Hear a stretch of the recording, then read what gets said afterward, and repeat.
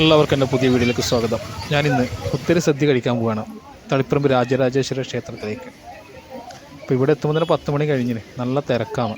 അപ്പോൾ അതിനു മുമ്പേ രാവിലെ വന്ന ആൾക്കാരിലുണ്ട്. നോക്കാം എത്ര സമയമാവുന്നു. നല്ല വെയിലും ഒരുപാട് നല്ല തിരക്കാണ്. റോഡിന് പുറത്ത് വരെയാണ് ക്യൂ. കണ്ടോ തിരക്ക്, ക്യൂ കണ്ടോ, നേരെ പുറത്തേക്കുള്ള ക്യൂ ആണ്.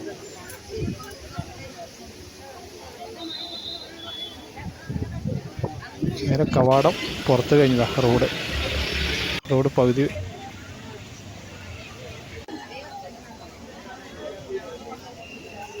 ഞായറാഴ്ചയാണ്, അതുകൊണ്ടാണ് ഇത്രയും തിരക്കും.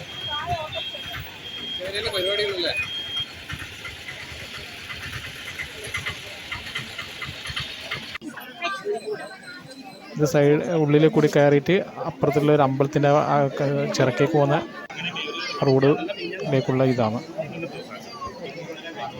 ഇങ്ങനെയൊക്കെ ഉള്ളിലേക്ക് കടന്ന് 3 മണിയായി ഉള്ളിലേക്ക് കയറുമ്പോൾ.